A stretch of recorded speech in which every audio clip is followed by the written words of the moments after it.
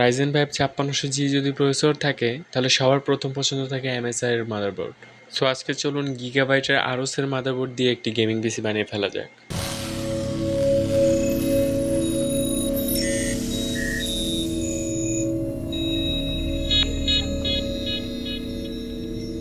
Hello guys, কেমন আছেন সবাই? আশা করি অনেক অনেক ভালো আছেন। সো আজকে আবারও চলে আসলাম নতুন একটি ভিডিও নিয়ে। আজকে আপনার টাইটেল এবং কি থাম্বনেল দেখে বুঝে গিয়েছেন।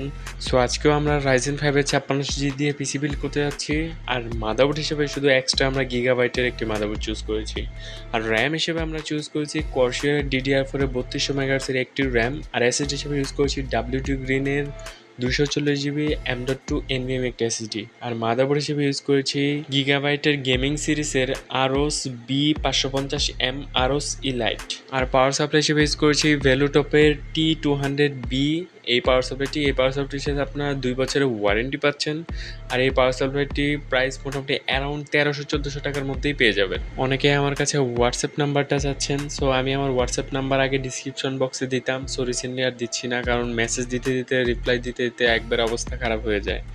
সেই কারণে আমি এখন হোয়াটসঅ্যাপ নাম্বারটা টোটাল ডিসক্রিপশন বক্সে অ্যাডই করতেছি না। তারপরে আমি বলে দিচ্ছি আমার হোয়াটসঅ্যাপ নাম্বারটা কীভাবে পাবেন। যারা আমার ভিডিওটা ফুল দেখবেন তারা আমার হোয়াটসঅ্যাপ নাম্বারটা পেয়ে যাবেন। সো আমার যে ফার্স্টের দিকের ভিডিওগুলো আমার চ্যানেলের নিচের দিকে একদম ফার্স্ট, সেকেন্ড, থার্ড কি ফোর্থ এরকম 4-5টা ভিডিওর ডিসক্রিপশন বক্সে আমার হোয়াটসঅ্যাপ নাম্বারটা দেওয়া আছে। সো যারা আমার ফুল ভিডিওটা দেখবেন তারা আমার হোয়াটসঅ্যাপ নাম্বারটা পেয়ে যাবেন। দেখতেই পাচ্ছেন সবগুলো কম্পোনেন্ট আনবক্সিং করা হচ্ছে। সো আমার ভিডিওতে আমি কেন ফাস্ট ফরওয়ার্ড করে আনবক্সিং ভিডিওটা দিই, কারণ সবাই তো স্লো কথা বলে বলে সব রিভিউ করে করে তারপর প্রোডাক্টগুলো আনবক্সিং করে।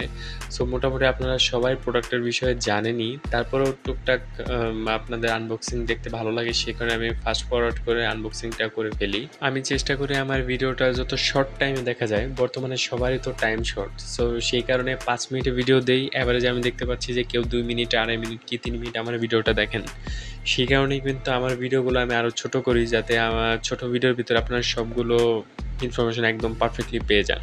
তারপরে আপনারা যদি চান আনবক্সিং ভিডিও আস্তে আস্তে করার জন্য, তাহলে অবশ্যই আমাকে কমেন্টে জানাবেন। সো চলুন পিসি বিল্ডে ফেরা যাক। সো আমাদের সকল কম্পোনেন্ট আনবক্সিং করা হয়ে গিয়েছে। সো প্রথমে আমাদের প্রসেসরটি লাগিয়ে ফেলতে হবে। সো প্রসেসরে দেখতেই পাচ্ছেন ডান সাইডের উপরে কর্নারে একটি তীর চিহ্ন আছে এবং কি মাদারবোর্ডের সেম জায়গায় একটি তীর চিহ্ন আছে।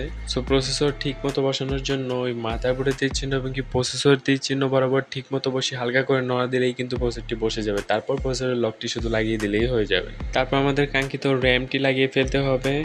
কর্সারের বর্তমানে কিন্তু অনেক আনঅফিসিয়াল র্যাম বের হয়েছে। সো আনঅফিসিয়াল হোক বা অফিসিয়াল হোক সেটা কোনো ম্যাটার না, দুইটার র্যামই 100% অথেন্টিক।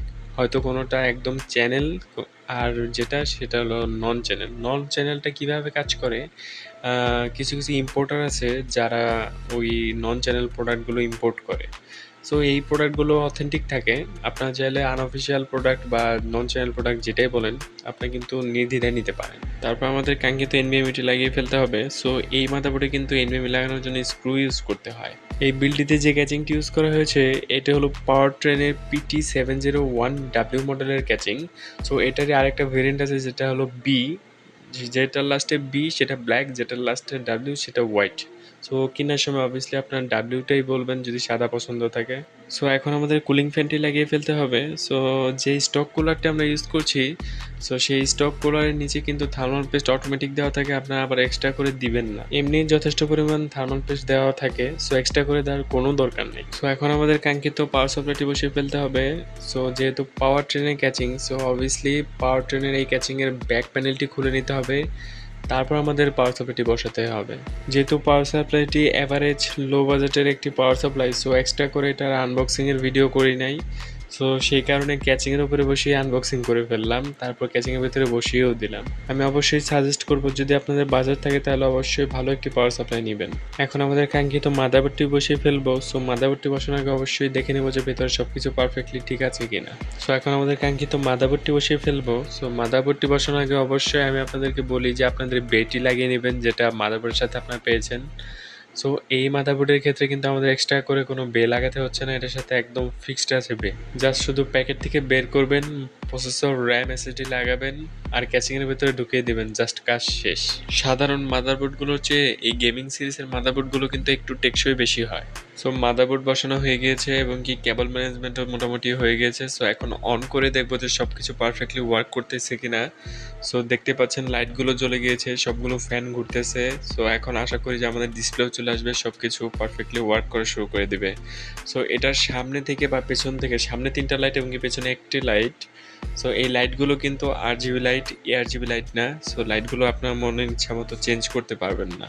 এটার মধ্যে শুধু RGB লাইটিং, তারপরে এটা ম্যানেজ করা যায় যেহেতু এই ক্যাচিংটার লুক মোটামুটি যথেষ্ট ভালোই আছে। এছাড়াও এটার এয়ার ফ্লোটাও যথেষ্ট পরিমাণ ভালো। যদি আপনার পিসির এয়ার ভেন্টিলেশনটা ভালো হয় তাহলে পিসির লাইফ স্পেনটাও কিন্তু বেড়ে যায়। সো দেখতেই পাচ্ছেন লুকিংটা কেমন হয়েছে। সো আজকের মতো এই পর্যন্তই। সবাই ভালো থাকবেন, সুস্থ থাকবেন। আমার ভিডিও ভালো লাগলে অবশ্যই লাইক করবেন, শেয়ার করবেন আপনার বন্ধুদের সাথে। আর আমার ভিডিও ইনফরমেটিভ হলে অবশ্যই আমার চ্যানেলটি সাবস্ক্রাইব করবেন। আল্লাহ হাফেজ, টাটা।